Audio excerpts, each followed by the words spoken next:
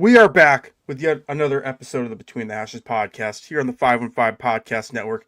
As always, joined by Braden Bank and Brock Bierman and myself, Dawson Livingston, reacting to Super Bowl 60 and the game that took place on Sunday.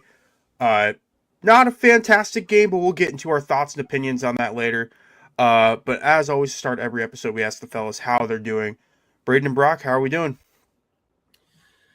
Well, I mean, other than watching my most hated rival win a Super Bowl in our own stadium, not doing the worst, I suppose. I said going in that my goal was to have nobody have fun, and really only one guy did for about 55 minutes. So I guess there's that.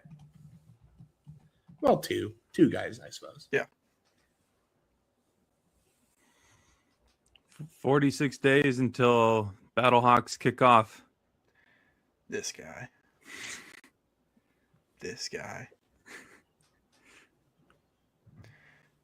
Is that all you have to say on that? That's how I'm feeling. All right. Because whatever the UFL will put out there, and I know for some people it's not a good product, I guarantee you at least the first weekend will be a lot better than what everybody in America and the world sat down for 5 hours to watch last Sunday. Yeah, we won't even spend too much time beating around the bush. We're going to get right into reacting to Seattle annihilating New England 29-13. This game, New England never really had a chance offensively. I don't think they had a drive where they didn't punt until the third quarter. The fourth quarter. They punted on their first drives until their fourth quarter touchdown. Not a great game by Drake Maye. Almost 300 passing yards. A lot of those were garbage time yards. Did have 2 touchdowns. Did have 2 interceptions. Did have a strip sack fumble. Got sacked 6 times. Had a QBR of 16.3. On the other side, Sam Darnold with 19 for 38, 202 yards, 1 passing touchdown, quarterback rating of 53, and only got sacked 1 time. Fellas, what are your thoughts on this game? Let's start on the Seattle side of things because obviously they're the champions in the NFL. They're going to get the most recognition. But what were your thoughts on the way that Seattle played this game? I mean, it went about exactly how everybody thought it was going to go. Seattle's just too good of a team. Defensively, they are front and back the best defense in the league. They proved it. They are the best defense Seattle has had since the Legion of Boom, and it is not close. Offensively, I mean, that line has been night and day difference from what we all thought it was going to be, especially compared to what it was last year. K9, I guess, we all were like complaining about how Kenneth Walker just doesn't get carries.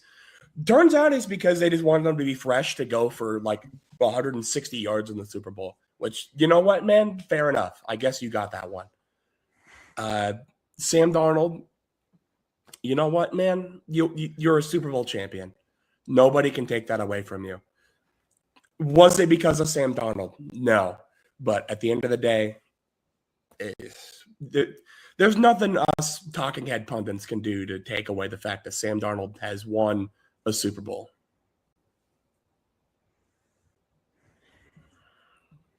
This game sucked. And I mean, everybody, I guess not everybody, Dawson took the Patriots, but I feel like a lot of people had a feeling, at least people that watched a lot of Seattle Seahawks football. And for some of us, especially here on this podcast, we had to at least do that twice this season, if not more. And this defense has been one of the better defenses in NFL history. And I mean, the last time Seattle had a great defense like that, they dominated a Super Bowl. It's funny that now looking back, their 2 Super Bowl championships are the most like unmemorable Super Bowl championship games like in the last like couple decades. No one talks about that Broncos Seahawks game. Everybody like recognizes the Super Bowl obviously, but no one really talks about how the moments in the game or anything really. And I don't know how many moments in this game people are going to really recognize or remember. Maybe it'll be just a dominant defensive play again from the Seahawks, and that's pretty much been the story, as well as Sam Darnold, man. I mean, what a story, really. May be one of the better like underdog stories in terms of a quarterback with all given the keys in New York, or at least being told that he had to do everything in New York, to everybody saying that he was washed up, going to Carolina, not really doing anything there, going to San Francisco and sitting a season under Shanahan, and then going to Minnesota and at least making a statement for sure. I don't know if anyone was like, "Oh, this is the sign that everybody needs to start thinking that Sam Darnold might be a quarterback that could be a part of a Super Bowl championship winning team." Minnesota obviously didn't think that, and they let him go. And I think that they won't ever admit it, but I definitely think they're rethinking a little bit, especially with how their season went. And here he is, Super Bowl champion, and you can't like literally he could go back to rookie year or the first couple of years or his entire tenure in New York style of Sam Darnold, and you cannot take away the fact that he was a key part really of this run to the Super Bowl. By the way, I think he led the league in the regular season in turnovers, and I don't think they turned the ball over once this entire playoff run. So what a run for not only the defense, but really Sam Darnold too, because I don't know if I want to mention this, but I know that there's been some people on this podcast that have been waiting for Pumpkin Ball Sam Darnold to show up, and we got Drake Maye Pumpkin Ball. I hate this. This is 2 years in a row doing a Super Bowl reaction show where I am just in shambles. I have to not only listen to this propaganda of Sam Darnold being a good quarterback, I have to now listen to propaganda that Drake Maye stinks, which Drake Maye playoffs did stink. That needs to be out in the open. Sam Darnold is closer to a Trent Dilfer being a part of the bus rider in like the 2000s Ravens than he was of being like an actual driving force of the Seattle team. He had good moments, but he's closer to me to Trent Dilfer on that Ravens team than he is to like I don't even know. What world are we living in where Dawson is more openly critical about the Seattle Seahawks starting quarterback than I am? Or even Brock, you're in the same division. Exactly. I'm not saying this is 100% how I feel right now, but depending on how this Seattle, because the overreaction that everybody has for the first time a team or a like era of a team wins a Super Bowl is okay. Can they do it again? And if so, could they be a dynasty? Like that's the automatic thing that people are thinking about. And in that hypothetical stance that this Seahawks team stays around, maybe even competes for another Super Bowl in the next 5 years, God forbid, wins another Super Bowl in the next 10 years. I think Sam Darnold is right now on pace to be closer to Eli Manning than you really think. We'll see. I will admit that I was wrong at this far into his career. I did not think he would have a Super Bowl championship before Josh Allen and Lamar Jackson. That I want to make clear. Like that is pretty wild when you look at it from a bird's eye view. But who would have thought Seattle would have won this game if I told you JSN's stat line was 4 catches for 27 yards and he was their 4th leading receiver? Like that was truly impressive. And they had the one opportunity early in the game to score a quick touchdown. Darnold missed JSN open downfield. Granted, I will say Darnold was pressured on that throw, so that was going to be a tough pass to make. That really could have blown the door open. I was sitting next to my dad watching the game. I'm like, watch, that play could mean something later on. Turned out it meant absolutely nothing because Seattle just was able to control the line of scrimmage pretty much the entire game. But I will give Sam his flowers. He did have a good Super Bowl, and he had a great playoff run. Like you said, no turnovers. Only got sacked one time. Braden, you mentioned it. The Seattle offensive line has played far better than a lot of people would have thought going into the year. That's been Seattle's MO. Just don't turn the ball over. Let the running backs take over. Granted, no Charbonnet this game, but Kenneth Walker didn't. Who would have thought that Kenneth Walker would have had 160 yards going into this game, and ultimately taken home Super Bowl MVP? So kudos to Sam Darnold to wrap my thoughts on Seattle. I've been a harsh critic of Darnold, but he did in fact win the Super Bowl, so I will have to give him some sort of respect. Which quarterback would you rather have? This is regular season numbers. Both quarterbacks end up going on to win the Super Bowl. Quarterback A threw for completes 56% of his passes, 3,300 yards. Is this Trent Dilfer? 23 no 23 touchdowns, 20 interceptions, led the league in interceptions, and a QBR of 52, or a quarterback that completes 68%, a little over 4,000 yards, 25 passing touchdowns, 14 interceptions, and a QBR rating of 55.7. Well, I know quarterback B is Sam Darnold, but is quarterback A, is that Eli in his first Super Bowl? That's Eli's first Super Bowl run. Yeah. We'll see. Again, I'm not trying to I'm not trying to overreact, obviously, but he might be the closest in terms of this generation's Eli Manning than I think people think. That's fair. Which is funny given that they both played in New York. One just played for the wrong New York team, really, when you think of it. Yeah. I mean, you take away those two Giants Super Bowls that Eli won, how much different are the Giants than the Jets? Since Lawrence Taylor. Yeah. I think the Giants are the only team in NFL history to win a Super Bowl in 4 straight decades. Now, they have to win one in the 2020s, obviously, for that streak to continue. They will not be winning one in the 2020s. I don't envision Jackson Darnold. Unless Scatterboo runs for 3,000 yards next year. Even then, I would still take the under on their Super Bowls. He'd be getting carried off on a stretcher after every play if that happened. Yep, they won one in the 80s, 90s, thousands, and then obviously 2011 for the 2010s. But no, I don't hate that take. Moving over to the other side of the field, we have to talk about the Patriots and the disappointing game that Drake Maye and the New England offense had. Braden, I'm going to start with you. How disappointed are you with Drake Maye and more specifically the Patriots offense as a whole? There is I believe it's an RDC World skit that comes to mind. Christian Gonzalez and Craig Woodson. If you know where this goes, you know where it goes. For the sake of keeping this PG, I will refrain from quoting it.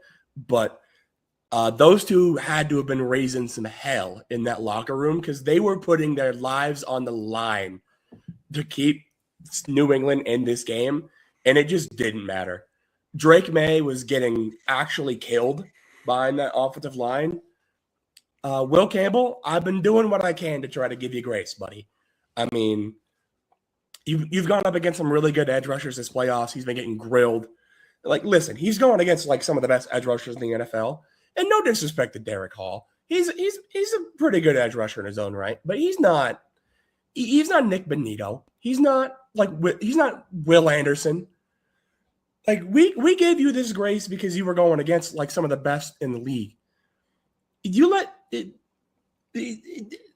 allowing this many sacks in the Super Bowl, and it's not just him. Jared Wilson also allowed sacks. The entire offensive line really was getting killed all game, and Drake Maye himself was not exactly doing much to help either. But that front, man, they got to look to improve somewhere.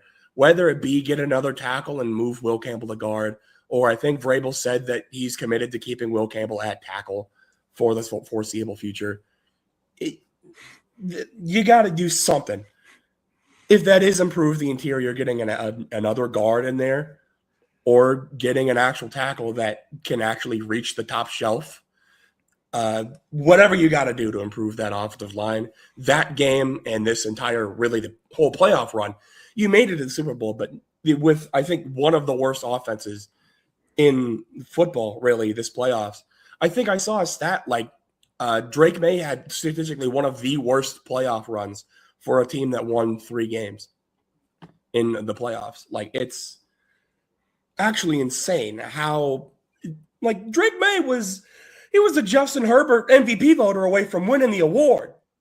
Like, this is a month ago. And now we go to this month and it's just what are we even doing? It's night and day difference. And if I am a Patriots fan, I would be lying if I said I am not worried about that. But at the same time, this entire team is still like incredibly young. So there is plenty of time to learn from this, develop, figure out how to, like, all right, we kind of struggled this playoffs. We got lucky to get to where we were. How can we build on this and make this a dynasty? But man, that was a rough watch if I'm a Patriots fan. Yeah. I completely agree. It was not a good showing for Drake Maye this postseason. He had some spurts where it's like, okay, there's the guy that maybe could become the next big thing or whatever.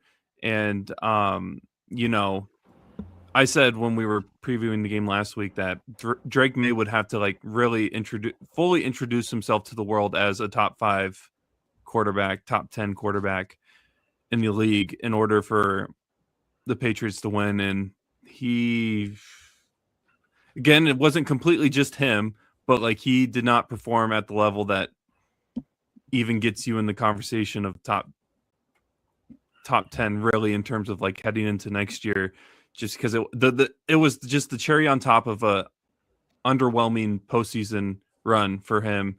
And yeah, he was 1 vote away from tying MVP votes, which have they ever had a tie for an MVP ever? There have been co-MVPs before. Okay. Yeah, I think McNair and Manning, didn't they have a co-MVP? That sounds right. That sounds about right. I think in the early McNair 2000s. was one of them. Okay. Yeah. And so to be a co-MVP at this young in your career, that's amazing. But man, if anything, it's probably fortunate that you didn't, because if you would have been a co-MVP and performed like that, the pressure's even maxed out even more, I think, heading into next season versus, okay, you were 1 vote away and you really just did not perform well in the playoffs. So we'll see what happens with you next year. Offensive line obviously needs to get better. And when you look at some of the teams that they played this postseason, you just go, man, okay, let's say the Chargers make the Super Bowl. Same thing would have happened because that offensive line was completely beat up as well. Houston, potentially same thing would have happened because their offensive line has been in question a couple of times, and you can't trust CJ Stroud, it looked like in the big games. And then I hate saying this because like it sounds terrible, but like Bo Nix chose the worst time to break your foot, because like if it would have been a game before, there's a good chance we would have gotten Bills and Seahawks in the Super Bowl. And not that that would have made this a lot better, but at least you would have had Sam Darnold defeated Josh Allen in a way, even though they're never on the same field at the same time together. But it was, the Seahawks had a rougher road to get to the Super Bowl, and the Patriots, I mean, I think all year have been kind of considered one of the easier paths to the Super Bowl. And the best team this season really won the Super Bowl, in my opinion. The best overall team won is at the end of the day. And I can't hate on Drake Maye because, like, again, the offensive line was rough, and yes, he did perform rough and not to his full potential, I feel like. But the Seahawks, again, just an unbelievable, well put together team, and that's credit to the coaching staff and the front office. I have a stat pulled up, and I'm sure everyone and their mother has seen this stat. Any of you know what EPA is? This is a nerd stat, but do you know what NFL quarterback EPA is? I don't remember what it stands for, but I'm familiar with the concept. Do we It's need to bring back this graphic since you're bringing up the nerd? Maybe, but it's expected points added is the stat, Okay. and basically just takes into account how many sacks you take, how many interceptions, how many turnovers you have as a quarterback, completion percentage, all that, and it piles it up and it spits out a formula. Here are the top 5 worst playoff runs when it comes to EPA for quarterbacks. Number 5, we have Jared Goff in 2018, when they made the Super Bowl and were held to 3 points against the Patriots. Number 4 is Joe Flacco in 2008. I think this is Flacco's rookie year, so I'll kind of dismiss that one to the side, or at least his rookie year or second year in the league. Then we have Rex Grossman in 2006 when they made the Super Bowl against the Colts. He had an EPA of negative 22.5. Next, in second, we have Peyton Manning in 2015 when Peyton Manning was an absolute skeleton of himself when they ended up beating the Panthers in Super Bowl 50. Drake Maye, by far and away, holds a spot for the worst quarterback EPA in a playoff run in NFL history at negative 29.2. The difference between May at 1 and Manning at 2 is the same difference as number 2 to number 5. If that shows you the like step stool, like it's one giant step from May to Manning.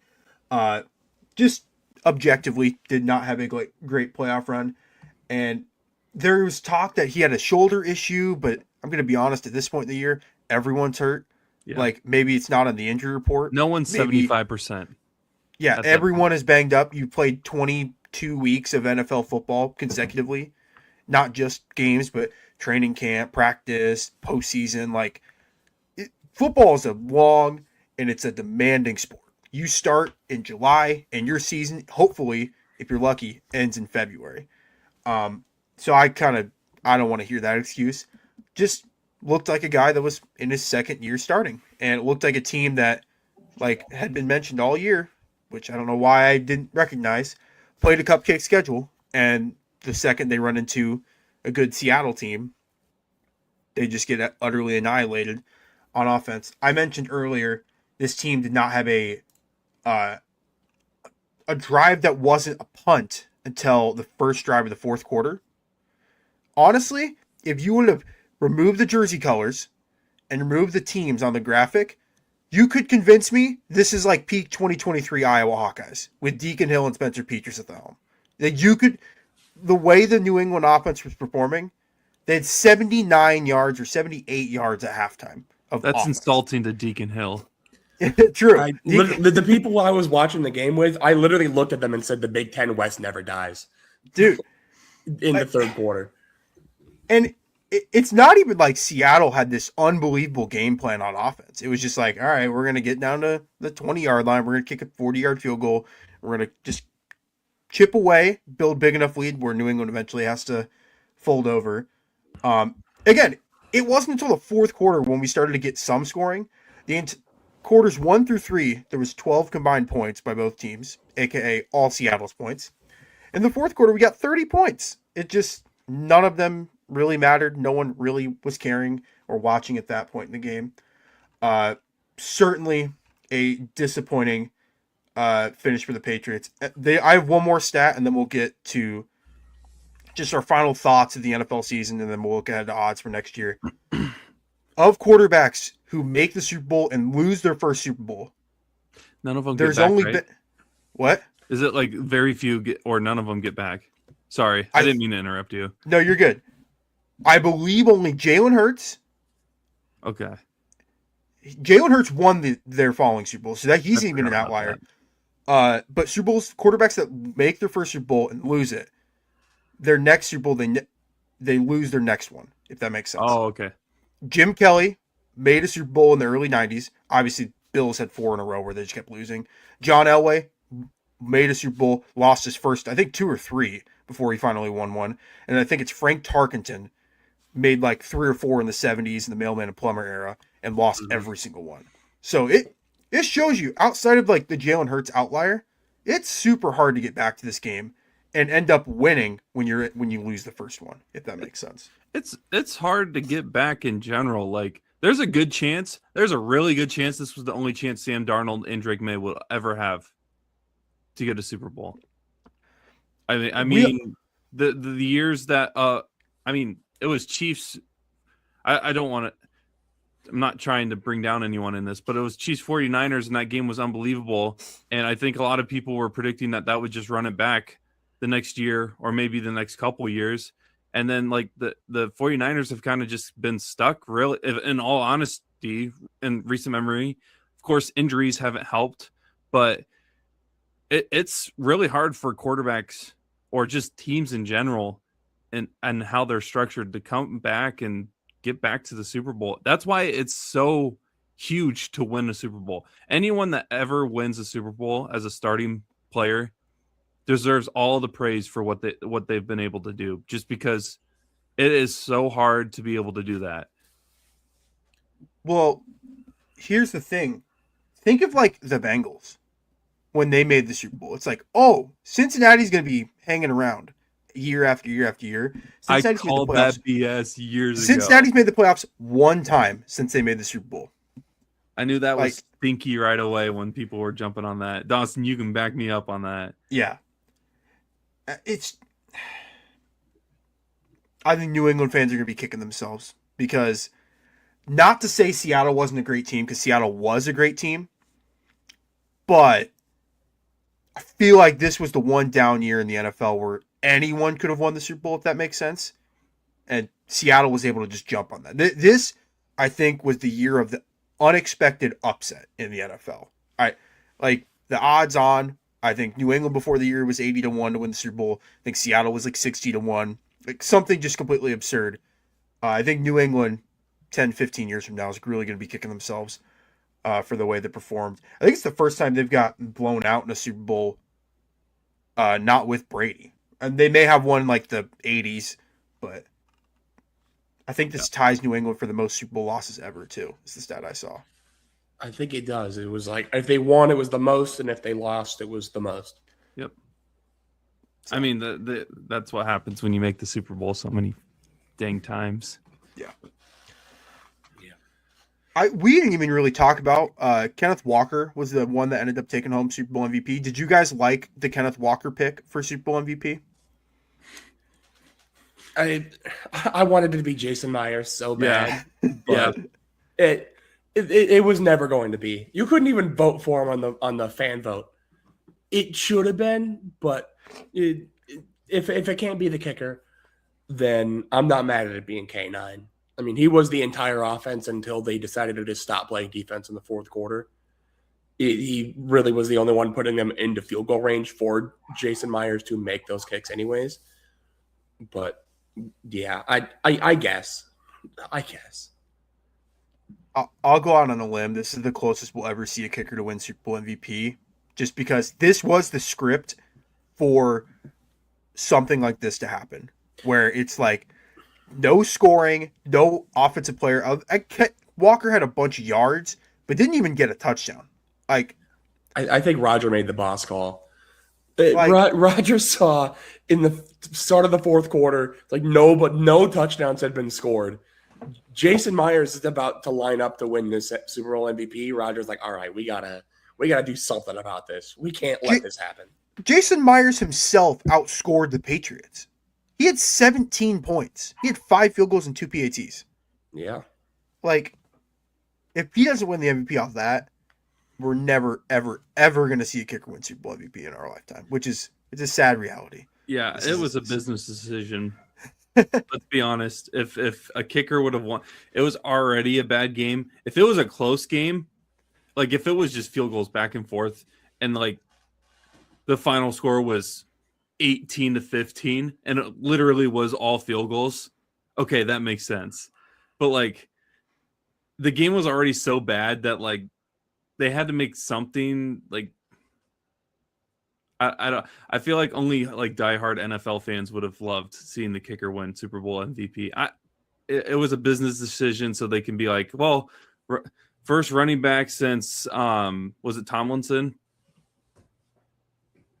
Well, Tomlinson won regular season MVP. Regular season. He's the first running back since. This is Damian Williams, probably, right? I am blanking. Wow, I'm having to. Damian Williams in 2020. Mahomes won that one. Since Terrell Davis. Terrell Davis, that's what it was. Mahomes Back in 1998. I forgot about that. Yeah, no, I remember that now. It should have been him. First run, like that's why I'm like, this Super Bowl sucked, dude. I feel bad for K9 because, like, except for the years I drafted him in fantasy, and he's been a great player. Yeah. So literally outside of his rookie year and this year, because he's only played 4 years. Did all this in the Super Bowl just to still get outtouched by George Halloumi in the regular season next year. Yeah. See, here's the thing. Let's assume Charbonnet doesn't get hurt and Walker doesn't have a crazy game. Then Myers may have a shot. If Walker and Charbonnet both have like 50 yards rushing and maybe 10 to 15 receiving each, then it's like, okay, Myers, all right, you can. Or would they give it to, was it Nuosa? They got the pick 6. Uchenna Nwosu, yeah, probably. They might give it to him, but the game was a blowout by that point anyway. So when was the last time the Super Bowl MVP didn't score a touchdown? I think Edelman. Edelman in that 13-3. Let me fact check myself, but I don't think he scored. Yeah, he didn't score a touchdown in that game. Okay. His stats in that one were I forgot Edelman won a 10 receptions, 141 yards. Jeez. So, yeah, the only touchdown in that game was Sony Michel. So shout out that guy. But any other thoughts on Super Bowl 60 before we preview Super Bowl 61 odds?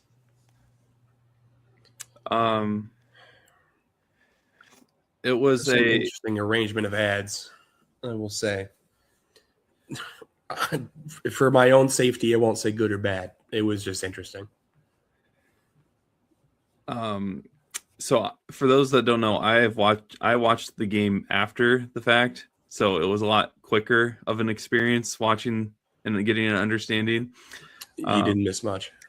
I picked a good year to just watch it back later instead of like watching it live because I did not have to sit through all of that. Some of the ads were pretty funny, but then there were some that were just like, what are we doing here? Like the Guy Fieri one where his hair is like black or whatever instead of like the spiked up blonde. I have to pull up a picture of what it looks like. Were there any good movies? He made that like a whole like Twitter announcement like a month before. Yeah, I clocked out from the start like, oh, this is a Super Bowl ad. This is a promotion for Brock. Do you know what I'm talking about? Haven't seen it. Let me see if I can pull up a picture. Think about it. Just if Guy Fieri looked like a regular dude. Were there like any good like movie trailers or movies announced or something? Because I feel like the Super Bowl they're making another Mario movie for whatever that's worth, but that's been already announced, I think. Okay, yeah, I think I've seen that one. Yeah, the Super Mario Galaxy or whatever. Yeah, great game by the way. Let me see if I can share my screen.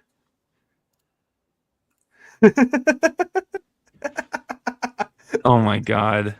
Yeah, I didn't miss out. Was that AI? It looks AI. It doesn't even look like real. It doesn't look real. It just catches me off guard, dude. Why does he look At like best it's uncanny valley? He looks like an NBC CBS like football like broadcaster from the 80s and 90s. Lego piece hair. Yeah. And then the only other ad I really cared for was Budweiser nails their commercial every single year. Was it a tearjerker? It was just hell yeah. It was the most American commercial I've ever seen in my life. It's a Clydesdale. They brought him back. Teaching a bird how to fly, and then the eagle flies at the end, and that's the most American thing I think I've ever seen in my life. I got to take a look at that one then. Yeah.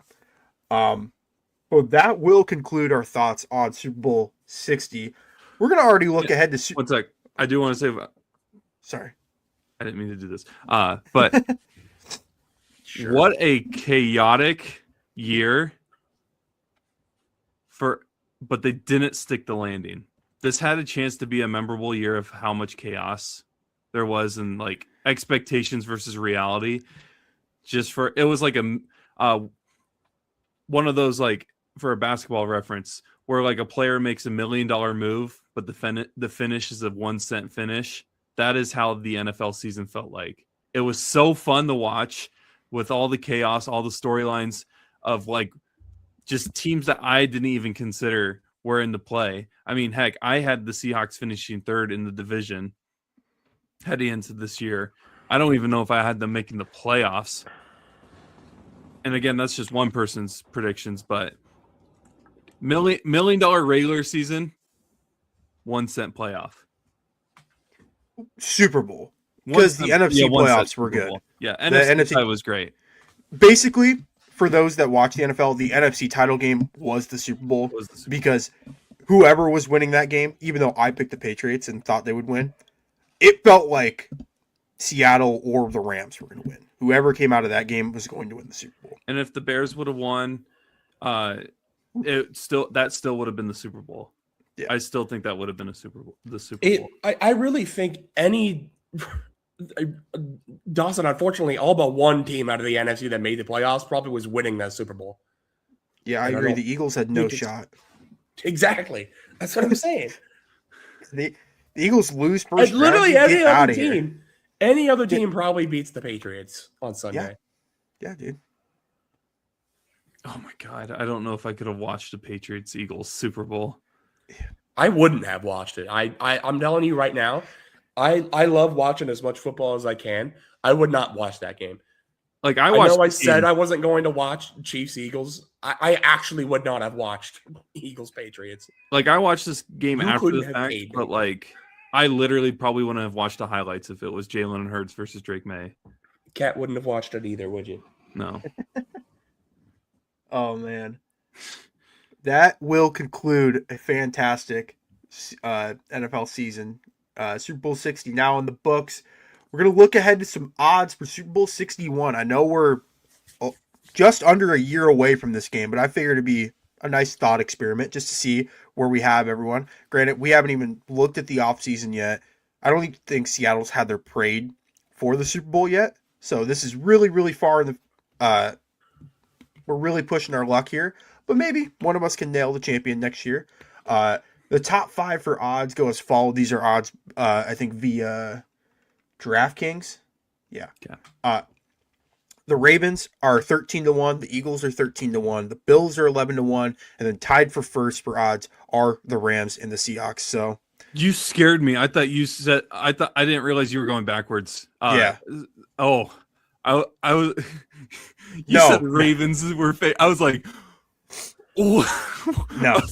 I was honestly, like, I heard Ravens and Eagles were like the first two. I was like, I'm not even. Sorry, I should have prefaced. I was going from 5 to 1. I would have been kneeling on I would be kneeling on next year already. I'd been like, let's put Chew Clock on college football 2027 NFL season. Let's get it started.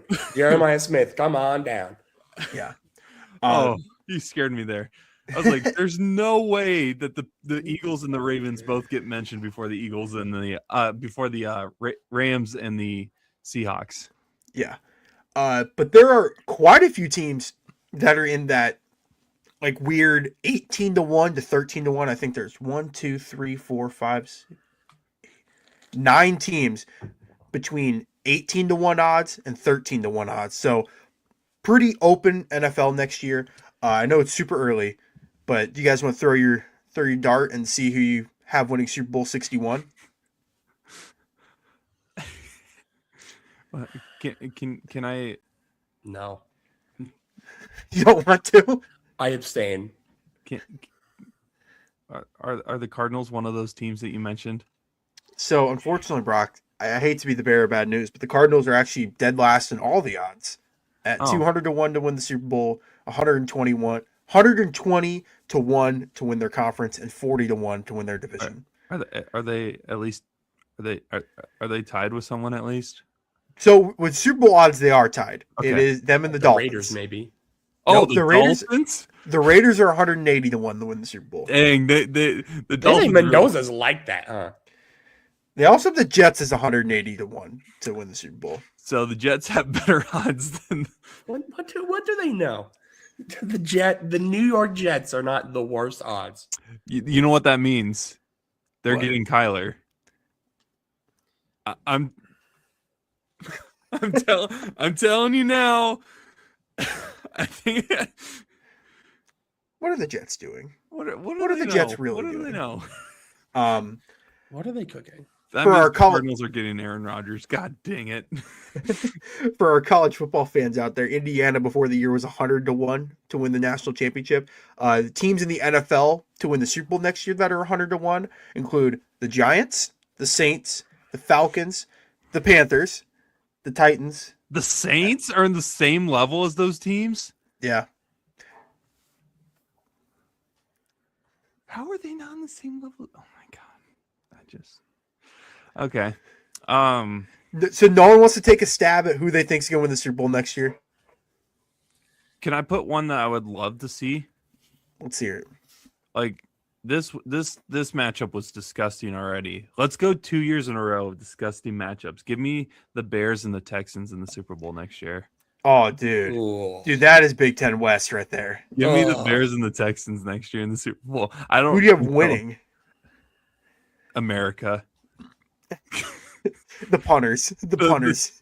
Because either Torrey Taylor and Tommy Townsend are The- winning, dude. the Bears defense they're gonna win Super Bowl. The entire defense would win Super Bowl MVP, and then Caleb Williams' trainer will win Super Bowl MVP as well if the Bears would win. I mean, yeah, if the Bears win the Super Bowl MVP, would be either the defense or the trainer for Caleb Williams. But I have no idea because I didn't even have the Seahawks on my radar. That's the thing is, I think Seattle was 60 to 1 to win the Super Bowl last year. Teams that have those odds for next year are the Colts, Steelers, Commanders, and Vikings. So do you think any of those four could The Colts would be the one I would pick.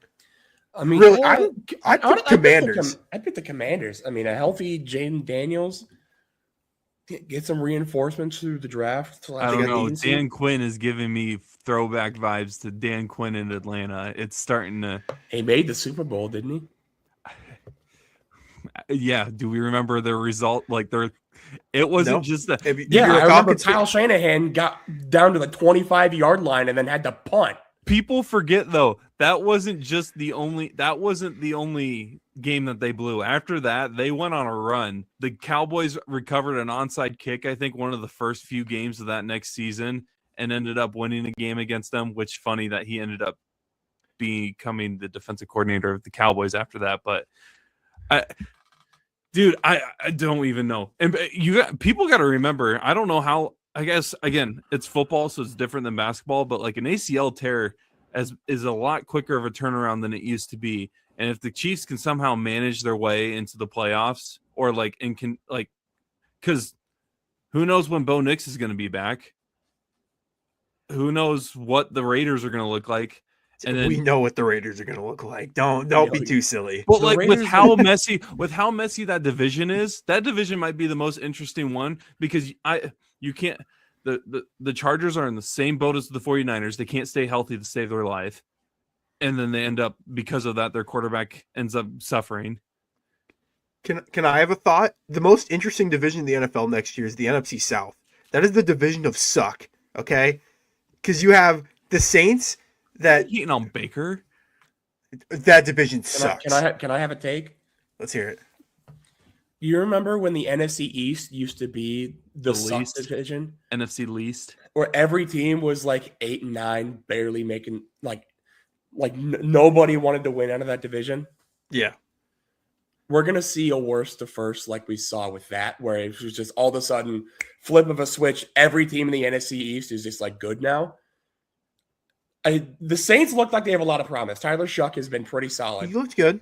And they got the 8th The pick in the Falcons draft. have somebody that can actually call plays now, other than Raheem Morris. The Panthers look like they're building something with Ted McMillan winning the Offensive Player of the Year and Bryce Young looking like he can actually throw a He had a football. good week. And that run looks pretty good. And the Bucks had a pretty good start to the year. I don't know what happened to finish it, but if they can build off the start, they could do something.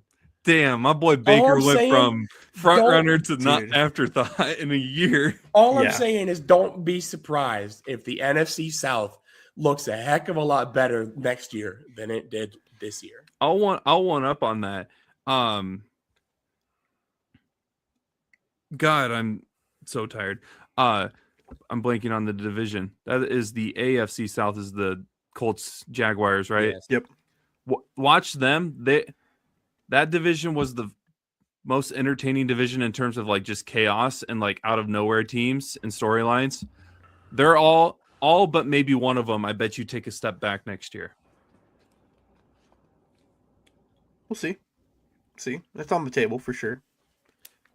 But your AFC West, dude, is because I know that they got the OC and they've got Herbert and everything. I just, you get that feeling that like just certain teams just like they are what probably everybody feels about the Bills. Like it's just like they have the quarterback, and even when they have guys, they just can't do it. So I don't know if the Chiefs are even considering Mahomes even being a factor next year, but like November, if you're like a game or two out of like a wild card spot, like late in November, I don't know what the schedule looks like, obviously, because it hasn't been released yet. You know who you're playing in terms of teams. You just don't know which weeks are which. But like you have the Cardinals at home at one point, and if that's a late, they're gonna make that a late game. They're gonna make that a late in the year game on purpose. Monday Night Football. No, they're gonna make that a week, like a late season game in hopes that like, or even, but they could make that an early. I feel like the NFL is gonna manipulate that Chiefs schedule on which games are which, in order to like benefit them to put Mahomes back in there. We will see. Okay. I feel That like the will ratings for this playoffs was pretty good, though. Yeah. Like, Yeah. without the Chiefs in it, it still seemed like it didn't really seem like the playoffs needed the Chiefs to get the ratings. Yeah, the thing that sucks about the Super Bowl matchup though that we had is that it didn't have the like a star quarter. Like if it was Bills Seahawks, people would have been like, okay, it's Josh Allen. They didn't have that recognizable face to like people outside of like people that watch the NFL and get the Sunday ticket and stuff like that. Which I mean, again, Josh Allen hasn't been to a Super Bowl, but I feel like there's a better chance that people know who he is versus Sam Darnold and Drake Maye. That's fair. That's a fair take. But who knows? Any other thoughts on the odds for next year before we get into recapping the NFL awards and then talk about Pro Football Hall of Fame and then closing off the episode with a little mock draft 1.0? Any other thoughts? Whatever the Niners odds are, don't take them. They are 17-1. Higher than the Broncos, interestingly enough. Well, that's because everybody knows about the Broncos next year. Higher than Brock's Cincinnati Bengals. I'm just kidding. They're going to fire their coach before halfway through the year. Zach Taylor? Yeah, Zach Taylor. Count your days, dude. I don't think you're making it through the season. Yeah. We'll get into more of that in the offseason.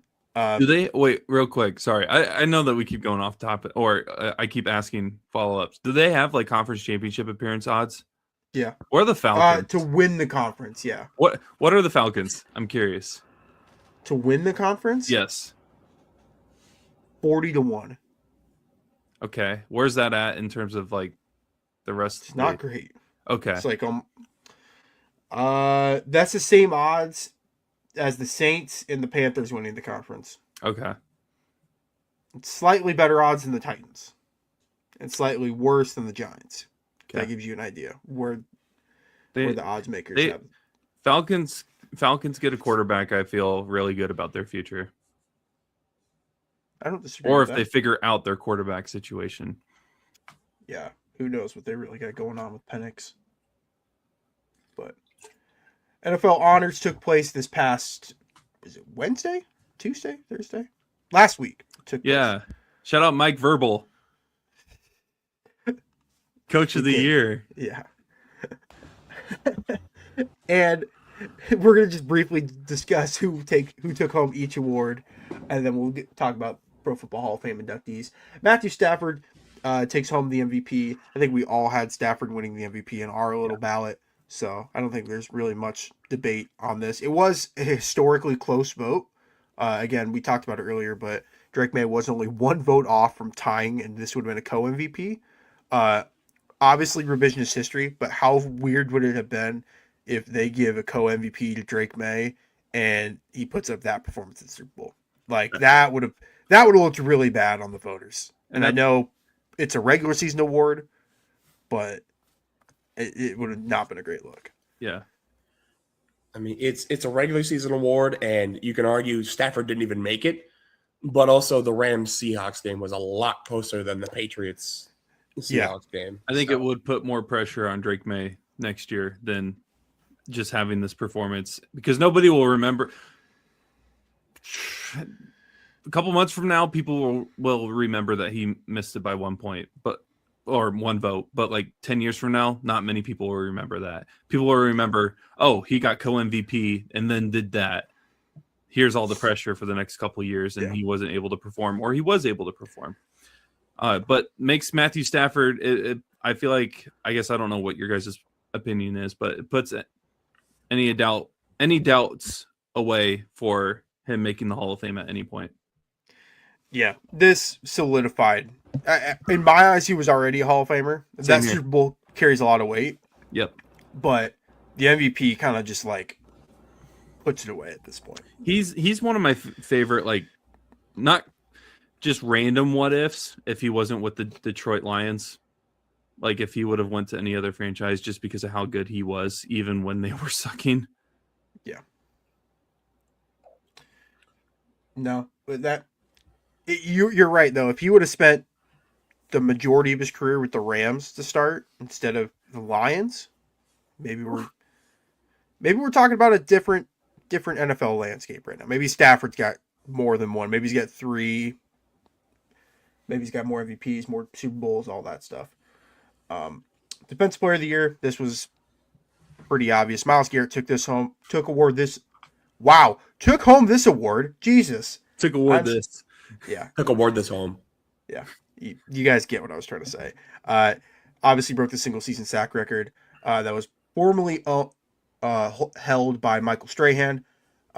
Any objections, thoughts on this one? I think we all again had Myles Garrett winning this one in our own ballot, but any thoughts on this? I mean, you break the sack record, you get the award. Yep. Yeah, I don't know. Was he unanimous in this award? If he wasn't, that's sad.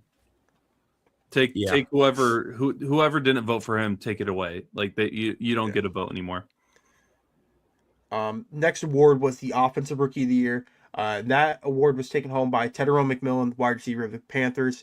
Had a pretty good year. Was a main part of why the Panthers were back in the playoffs for the first time in several years. Any thoughts or opinions on this award?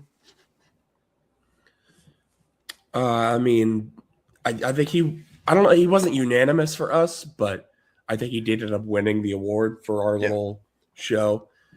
Yeah, I mean, he was the alpha dog for a team that made the playoffs. The alpha dog receiver. That's a shoe-in. Yeah. He was so fun to watch at Arizona in college. And so I was hesitant to be hopeful for his career when he originally found out he was going to Carolina. But who knows? Maybe he's a key asset for the future of the Frisky Panthers. Panthers aren't even they might lose that Frisky title because they might just be good. We gotta see what they do in the offseason, but we'll see.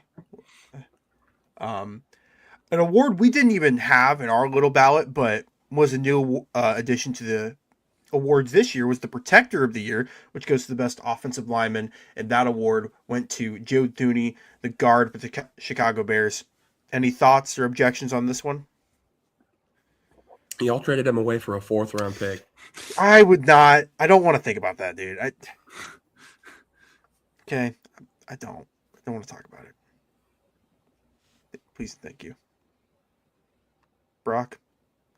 Any thoughts that won't hurt my feelings? Good thing my team didn't trade him away for a 4th round pick. All right. that. All right. Well, jokes aside, though, he deserved this award. Yes. That Bears and the Seahawks kind of fit in the same category of teams that desperately needed to improve their offensive line, and they did that tenfold. And Joe Tooney was a big part of that reason why the Bears actually had a decent offense this year. Obviously, like their playmakers are a big part of it as well. But if you don't, if stop me if you've heard me say this before, but the game starts and ends in the trenches. So if they didn't improve the line like they did, they were going to be bottom of the barrel again. One note about Thuney, I think he has the most Super Bowls as a current player. I think he's got 4, or maybe he has 5. He's got 2 or 3 with New England, and he's got 2 with Kansas City. So I think it's the most for an active player right now, which is, I don't think he's missed the playoffs in his career either, which is pretty remarkable for a guy that's been in the league since 2016. So pretty crazy stat for Tooney right there. Comeback player of the year, another pretty obvious award. This one goes to Christian McCaffrey. Obviously in 2024 had that like Achilles tendonitis where he was in and out of a couple games, didn't really even play till later half of the season, and then was truly dominant with over 2,100 scrimmage yards, 17 touchdowns. Any thoughts or opinions on this award? I kind of thought Hutchinson would be a little bit closer than he was. It was fairly close, but with the season that Hutchinson had, with the injury he had, I feel like he definitely deserved to be up there. But CMC basically was the Niners offense for at least 10 of the 17 games. So I think CMC absolutely deserved this one. If the MVP was given out the way that the award is labeled, most valuable player, I think CMC probably should have gotten it this year because the 49ers don't even sniff the playoffs if he was hurt again. Yeah, that's pretty much, so he deserves this award for sure. Yep, that's not a crazy take. Next award was NFL Coach of the Year. Goes to Mike Vrabel. Obviously, now after we're recording after the Super Bowl, it looks a little bit worse because Mike Macdonald was the runner-up in this award, and Macdonald was able to. What was the vote differential? Do you know? Let me pull it up. Because probably should have been a head coach of the year. If that's even a thing for them. I guess the way that people probably vote is more storyline based with that, because the Seahawks just kind of cruised in terms of like all of a sudden it was December and people are like, oh my God, the Seahawks are still here. And then the Patriots were like, oh, look at them. That was crazy. So funny enough, in the NFL head coach voting, so Vrabel obviously took home the award, but our boy was second. Was second in this award. Second. McDonald was third, which hindsight 2020 is wild. I wonder where Jonathan Gannon finished. 32nd. 33rd. 33rd. There was an OC that got Mike Kafka finished above him, and Abel both. Yes, and whoever was the interim coach for the Titans when Zach Johnson got fired. But this was a tough Coach of the Year award cycle because obviously Vrabel was a rookie head coach of the Patriots. Or I shouldn't say rookie head coach. First year with the Patriots. Liam Cohen, rookie head coach, leads them to 13 wins. Pretty unreal. Mike Macdonald, 14 wins, leads Seattle to the Super Bowl. And even Ben Johnson. I was going to say Ben Johnson probably could have gotten in any other year. Yep. Wins this. Even Kyle Shanahan got quite a few votes, which Shanahan, you could make an argument, it's always up there for Coach of the Year just because, especially with this year, Braden, you know more than me and Brock, the talent discrepancy between what the Niners had versus the teams they were playing was quite large in some games, and Shanahan really coaches those guys up for the Niners. But Any thoughts or objections on Vrabel winning this award? I mean, yeah, we're gonna look at Vrabel in the Super Bowl versus McDonald and be like, yeah, no, how did this end up happening? But I think it's less on like what happened right now versus what happened last year versus this year. Obviously, yeah, the Seahawks also weren't like doing the whole like they weren't favored to win a Super Bowl or anything, but they definitely like they won a fair few amount of games last year. The Patriots went 4-13 last year, and they just made the Super Bowl. Like, let's not act like Vrabel winning the Coach of the Year is not like a well-deserved award just because he didn't win the Super Bowl his first year with a team that was picking in the top 5 12 months ago. Yeah, I still can't believe that Tennessee didn't keep him. Well, that's a poorly run organization for you. Yeah. No. Braden nailed it. While some of us might look back in 10 to 15 years and be like, why did Vrabel win this award when he got annihilated in the Super Bowl? Like, we need to recognize, like what Braden said, this team was a top 5 team last year. It had been a top 5 team the last, 3 or 4 years, mind you. And in literally one offseason, was able to turn around. And granted, the soft schedule allegations were real, but, they still won they won 17 games if you include the playoffs. We talked about it earlier. The odds of these two teams making it back to the Super Bowl it's so hard to do it. So the fact that they even made it, no matter what the schedule was, you still made the Super Bowl. Yeah. The next award was here, let me pull up I lost it. Is the Defensive Rookie of the Year, and that award went to Carson Schlesinger, the linebacker for the Cleveland Browns. Do you guys have any thoughts or objections on this award? I know there was some not scuttle, but how Nick Eman-Wari should have won the award for Seattle, and then James Pierce Jr., he had a good season. But any thoughts or opinions on Schlesinger taking home this award? I think if Eman-Wari hadn't gotten hurt, this definitely could have been his award because he was balling out for the Seahawks. Big reason why they were able to win the Super Bowl. And also, like you said, James Pierce had double-digit sacks. He definitely had a conversation to have as well. But Carson Schlesinger had 150 tackles, which granted, tackles are a heavily context-based stat as far as how important those are. But you still all around, Schlesinger and Garrett. I mean, they had other guys on the defense as well, obviously. Tyson Campbell had his moments when he was traded there. Denzel Ward, obviously, is a really good corner. They have other guys, but Schlesinger and Garrett really were the only reasons why the Browns were even able to win 4 games. So I am not mad at Carson Schlesinger winning this award whatsoever.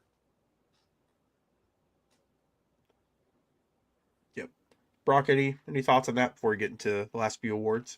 I think there's 2 more we have to discuss. Offensive Player of the Year, JSN took home that award. I'm struggling today. I think by a pretty substantial margin too. Or no, not really. McCaffrey was second in votes with 12. JSN had 14, and then Puka, Bijan Robinson. Drake Maye even snuck 5 votes for Offensive Player of the Year. Any thoughts or objections on this one? No. This was JSN's award to lose by week 10. Here's my question on this award. On just all the awards in general, when do the votes have to be submitted by? Because if they have to be submitted by, let's say week 18 ends on a Sunday, let's say that following Wednesday, it's hey, if we truly want this to be regular season only, you submit your votes as soon as the regular season's over. Or are these votes submitted end of January? I'm not saying Jason shouldn't have won it, but I'm curious in that sense, if that makes sense. Because there's a couple awards that you could have went either way, if you include the playoffs. But yeah. But any thoughts on that, Brock? No. And then I didn't even know this was an award, but apparently Assistant Coach of the Year Josh McDaniels. That award looks really bad right now because they didn't score any points until the beginning of the fourth quarter. So that was the NFL honors for the 2025-2026 NFL season. The last thing we'll get into before mock draft is just the Hall of Fame inductees for 2026. Drew Brees, Roger Craig, Larry Fitzgerald, Luke Kuechly, and Adam Vinatieri are your 2026 Hall of Fame class. Guys, any thoughts on these guys getting in? Anyone left out that you really wanted to be in this class, or is this a pretty good class? Yeah, I mean, all around, I'd say this is pretty solid. The only one that I'm kind of surprised made it in when he did, I'm kind of surprised Kuechly made it like immediately. I didn't really think he would be first ballot just because he didn't play for very long. But if you look at like the quality of his career, it is about as good as you're going to find. So I'm not too mad at it. Is Patrick Willis in the Hall of Fame? Did he make it last year? He's a 2024 inductee. So he made it a couple years ago. Okay. I wasn't sure if he made it in or not. So, Okay, yeah. If Patrick Willis is in, then yeah, Kuechly probably should be in then. Yeah. Brock, any thoughts? First ballot Hall of Famer for Larry Fitzgerald. There we go. I won't even get into it because I feel like it's too big of a conversation to really like go to spend time tonight talking about it. But I truly do believe, if you really think about it, that he may actually be, and I truly do believe it, the greatest wide receiver in NFL history. That is an off-season topic right there. Yep. Maybe I have bias, obviously, but look at the just look at who Larry was dealing with and who Jerry Rice was dealing with, please. Some people wouldn't even say Jerry Rice is the GOAT receiver of all time. I'm not saying I'm one of those people, but there's other people out there that are big Randy Moss fans that like Randy Moss was the greatest wide receiver of all time. Mm-hmm. So that maybe needs to be an off-season episode where it's like, hey, who do we have as the GOAT quarterback, GOAT running back, so on and so forth. I mean, I guess if we want to do punters and kickers, that'd be kind of funny. But I mean, Vinatieri and then what, Ray Guy or Thomas Morse? Like, I don't even know who the punter could be. But Brees and Fitzgerald, I think it's their first years that they were eligible for the Hall of Fame. Drew Brees was a little shocking to me to be a first ballot, but I also forget how good he was in the regular season. Yeah. That's the thing, because it's like, oh, one Super Bowl. But no, he was really good in the regular season. Yeah. There were some years after they won the Super Bowl in 2009 or 2010 that the Saints were just bad, and the only reason why they weren't picking first overall is because of Brees and him like carrying the team on his back. And honestly, in my opinion, I think the Saints have another Super Bowl if they call PI in 2018 on oh God, who was the receiver? Nikhil Roby-Coleman, wasn't it? But yeah, that he's the corner, but who was the blanking on the receiver's name? Number 11, wasn't it? Yeah. Regardless of who it is, I'm sure I'm gonna spend 20 minutes figuring this out when I get off this episode. I would argue he maybe has a second Super Bowl if that doesn't happen. All the other guys make sense. Vinatieri, yeah, you mentioned it. He's the GOAT kicker. I'm surprised Roger Craig got in when he did. I mean, he hasn't played a game since 1993. And I know for some players you have to wait your turn to kind of get in unless you're like a certified no doubt Hall of Famer. But interesting timing, to say the least. I'm not saying he's not a Hall of Famer, but it's weird that it's going to be 33 years after the fact.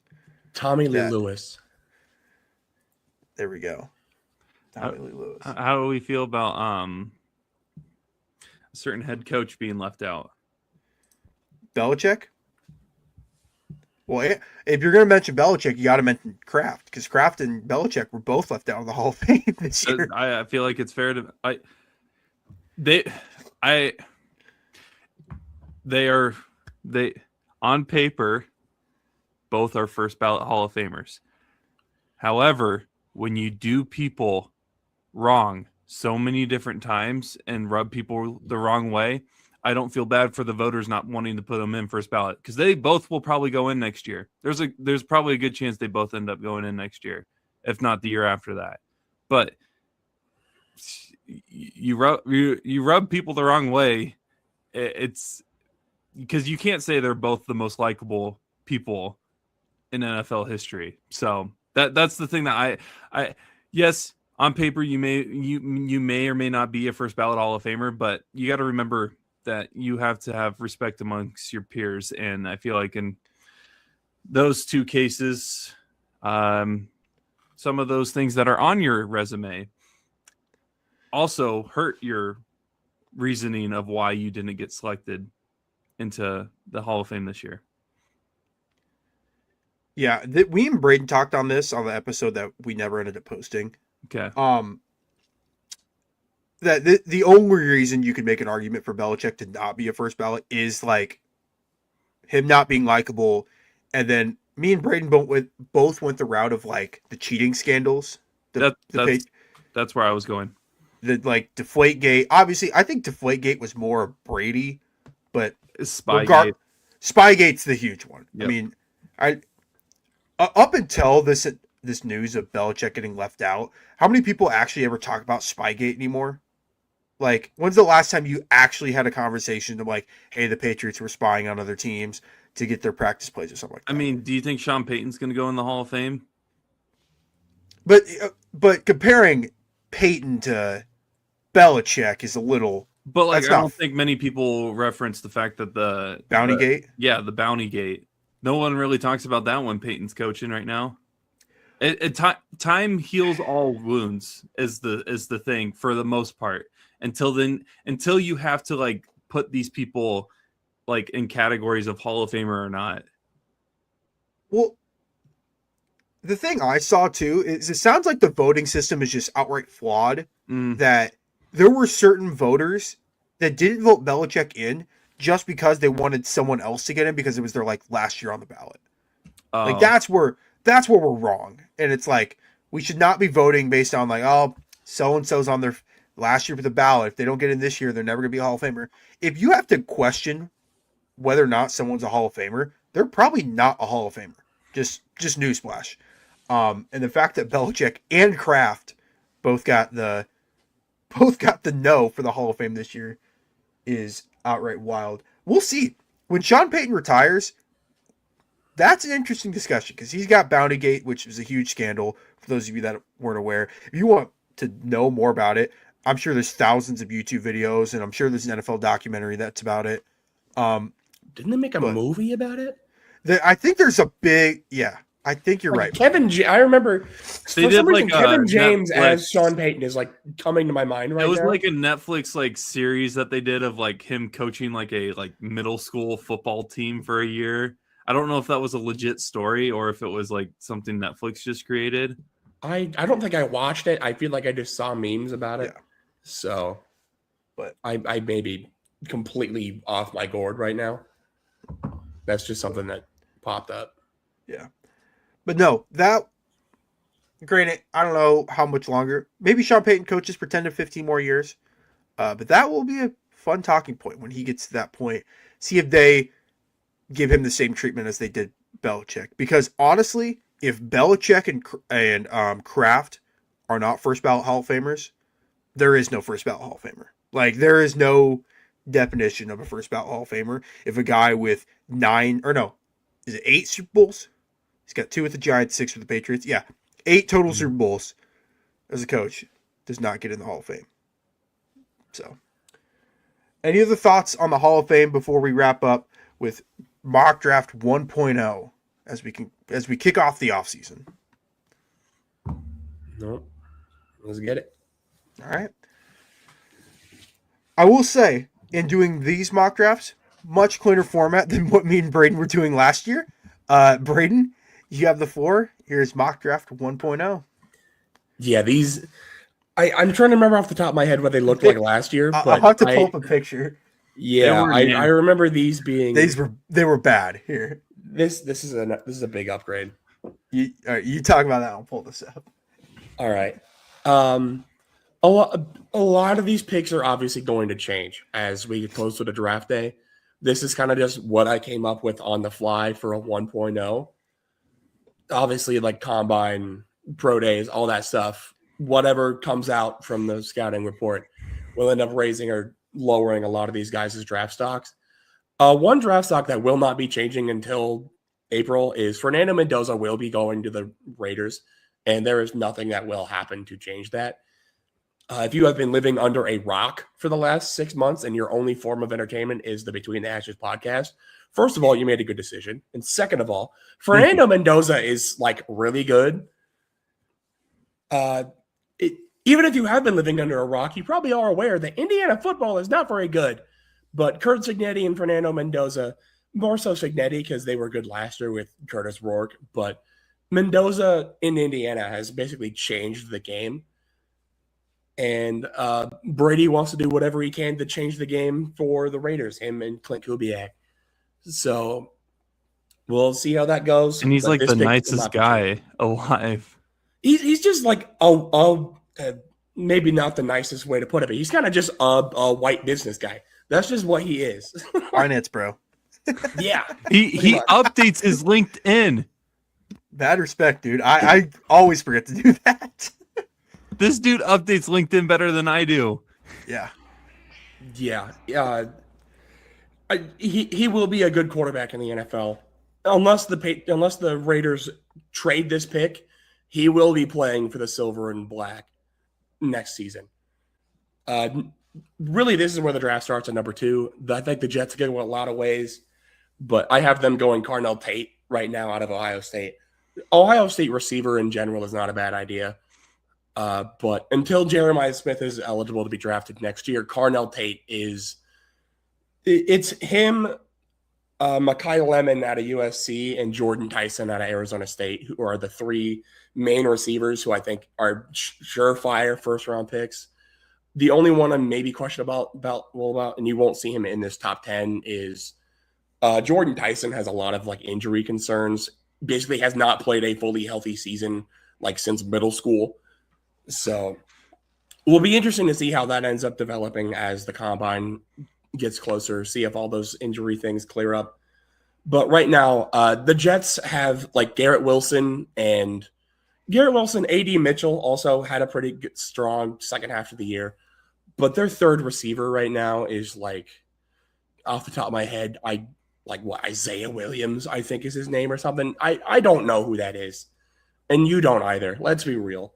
Carnell Tate automatically would come in and be whatever this passing offense needs other than, the quarterback, which obviously they need to figure that out. But if they trade for Kyler Murray, this offense could be kind of fun to watch next year.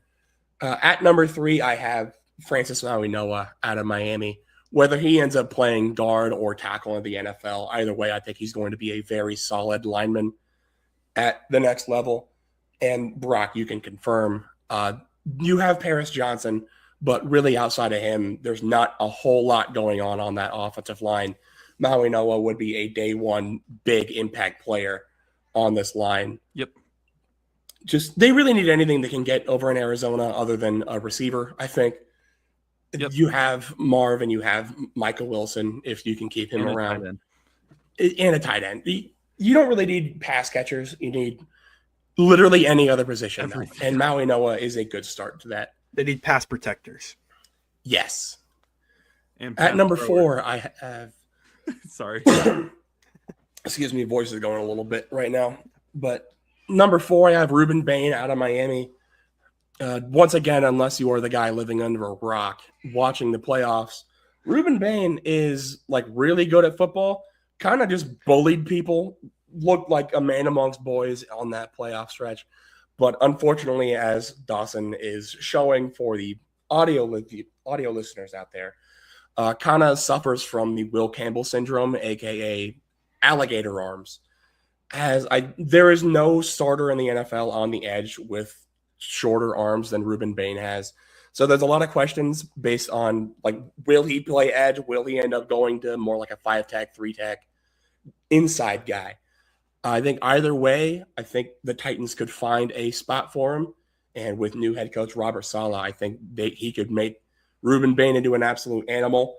And Tavondre Sweat and Jeffrey Simmons could do well training him to even make him even better than he already is. At number 5, I forgot that I put that there. I don't actually like that pick now that I look at it. 1.5 mock draft. 1.5. Let me make sure that that's what you sent me, but I think that is. Let me. No, that probably is. Yeah, I think I think I accidentally brain fart. subconsciously put Sonny Styles twice because I definitely wanted Sonny Styles to New York. All right, we'll flip these when we'll post this. You know what? Yeah, just flip it. Put Arvell Reese at 7 and Sonny Styles at 5 if these get posted somewhere else. Yeah. Number 5, I will have Sonny Styles going to the Giants. Yeah, if you are unfamiliar with Sonny Styles' play, which I think I'm just going to stop saying that because at this point, this is a 1.0. This is your introduction to the players if you haven't seen them before. Sonny Styles is a guy who was recruited as a safety and then kind of just kept growing. He's like 6'4", 245. Just doesn't miss tackles. I think he missed one tackle like the entire season. And it was immediately after chucking a 300-pound offensive lineman to the dirt. Just an absolute freak of nature.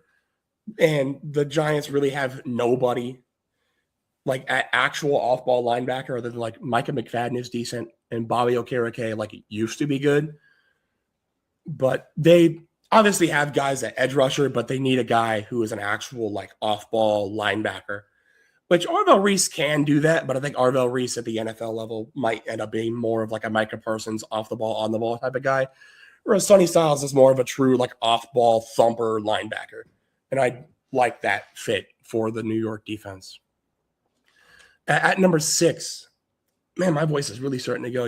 I might just speed through these last 5 so I can keep any resemblance to my voice here. Number 6, I had Mekhi Lemon to the Browns. Like I said, Mekhi Lemon is in that upper tier of receivers. Not the biggest guy, not the fastest guy, but he plays. He plays like he's about 3 inches taller than he actually is. Just an absolute demon. And the Browns really have nobody to do that right now. Jerry Jeudy is not very good. They need whatever they can get to help that receiving room as much as possible. At number 7, I will have Arvell Reese to the Commanders. I do like the fit of Sonny Styles to the Commanders. That's why I had that twice, I guess. But since that's not an option, Arvell Reese, like I said, kind of a betweener guy between off-ball linebacker / on the edge. I think either way, I don't know if he's really much of a Dan Quinn edge rusher, but can make plays off the ball, can edge rush and get you 8 sacks as well. Just a guy who's really good. Kind of in the same mold, but not quite. David Bailey out of Texas Tech will be going to the Saints in this fit. Maybe not a pick for right now. The Saints have Carl Granderson under contract. I'm not sure about the Chase Young situation, but if they keep him around, they have depth off the edge. But I think long-term, they need a guy who's not like 30 years old off the edge. And David Bailey is not really a 3-down guy, but more of like a pass rusher. And so even like tomorrow, he could come in and like let Carl Granderson and like the bigger guys play your first 2 downs, and then on 3rd down, just have David Bailey scream at the quarterback, and he will do a good job of that. At number 9, we have the Chiefs finally getting a running back or something on offense. You're going to probably get tired of this one eventually. It is Jeremiah Love to the Chiefs. They need something at running back. Isaiah Pacheco is not it. Rashard Smith is solid when he plays, but he's not exactly a bell cow back. They really just needed to get Breece Hall, but they didn't. So this is the next best thing. Not exactly like a Ashton Genty like we saw last year, but I think pretty clearly the RB1 out of this class will be a very good pro. And at number 10, this is kind of just BPA on defense. The Bengals need whatever they can get there. Caleb Downs, one of the few blue chip prospects out of this class, I think, just at a position that you never see get drafted very high at box safety. But he just is a really good instinctual guy, good leader, really just what this Bengals defense needs to do something. Yeah, that looks like a great mock draft. I was going to pull up a picture of what it looked like last year, and then I'll get to mine real quick, just to show the improvement that we have made as a podcast. Uh, so yeah, that's what it looked like last year. Fire.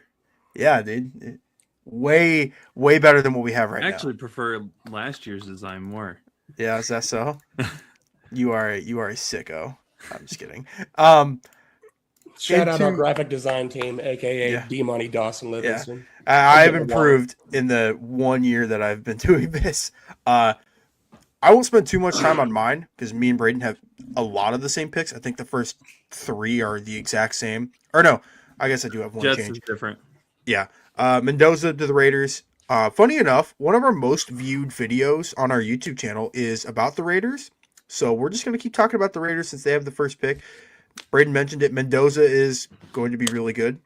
But we'll see if the Raiders will actually give him a chance to play good in the NFL and give him an offensive Raiders line. have But fans, apparently, with all the views we're getting on that. apparently, that like all the other clips that I put out there don't really get a whole lot of traction. But the one about the Raiders got a stupid amount of views. Raiders. For We're whatever hitting this, reason, we're, so- we're hitting this search queue. Yes. We're gonna One become way a or Yes. another, we're getting podcast. these clicks. But yeah, I have Mendoza going to the Raiders. I have Arvell Reese going to the Jets. Jets just need playmakers anymore, and I think Arvell Reese could be a good playmaker for Aaron Glenn in that New York Jets defense. I don't hate the pick of Carnell Tate, like Braden had in his mock.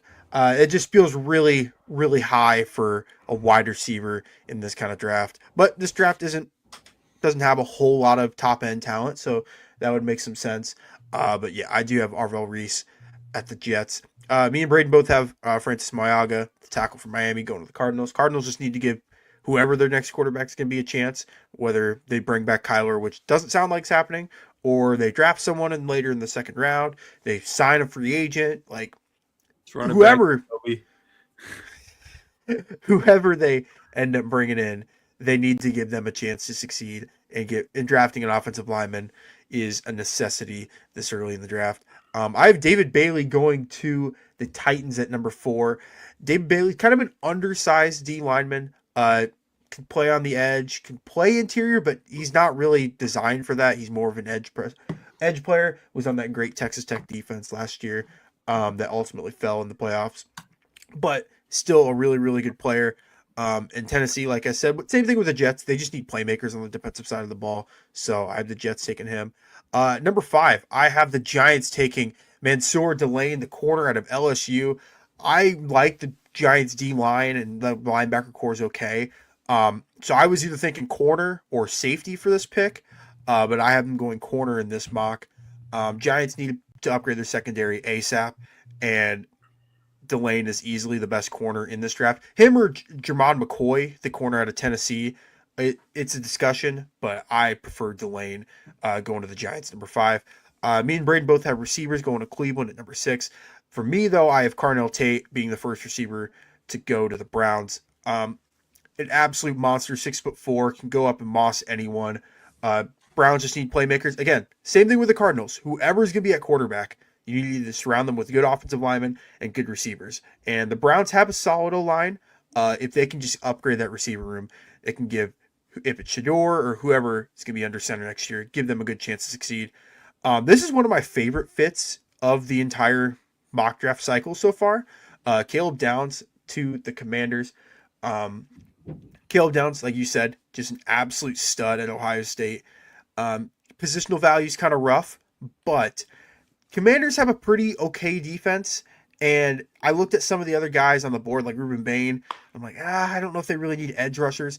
And if you can draft a guy that you know is going to be like an absolute stud, we've seen this in the past. Like Kyle Hamilton was in the same class where it's like, hey, Kyle Hamilton's like probably the best player in the draft, but he's a safety. You can't take a safety super, super high, but Kyle Hamilton's kind of proving that fact that you can take a safety super high. And look at Seattle this year. Nick Emanwari was an absolute monster. Granted, he went in the second round, but you can make an argument in a redraft, he's probably a top 15 pick.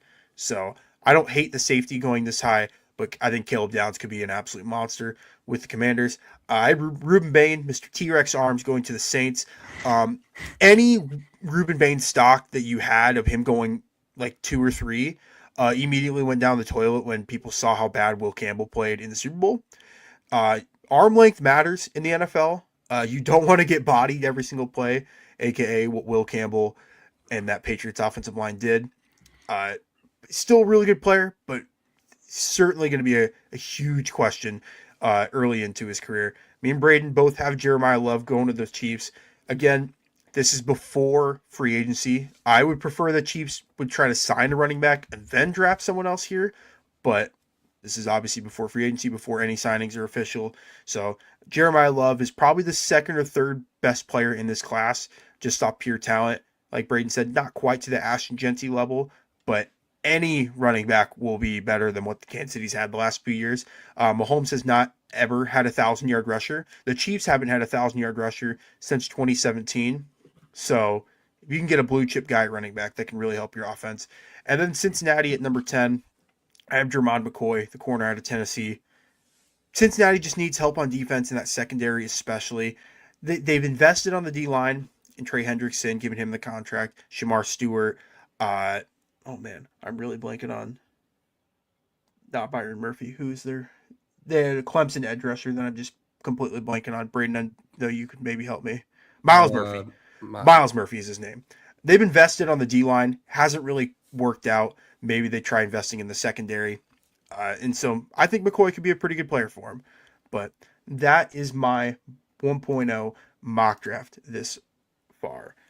Do you guys have anything else before we wrap up this episode? We might take a little bit of a break now that the season is over. And start previewing the UFL. What are you talking about? I'll let you and Braden do that one. Why do I got to be involved in this? Bro, just let me know. You got the keys to the TikTok, dude. Go do what you got to do. Yeah. It's going to be Hakeem Butler propaganda the whole time. All right. You say that like it's a bad thing. No, Battlehawks don't have any back. Within a span of 2 months, I lost both Becks of my life. Oof. Woof. Where'd Anthony Beck go? Why is he not the... He's now in Orlando, which that's where he lives, so it makes sense. Oh, okay. And that was an expansion team. So it's one of those where it's like, I can't hate the guy. Like, that's exactly what I probably would have done too. What do you mean I can, like, coach where I live already versus having to fly to St. Louis?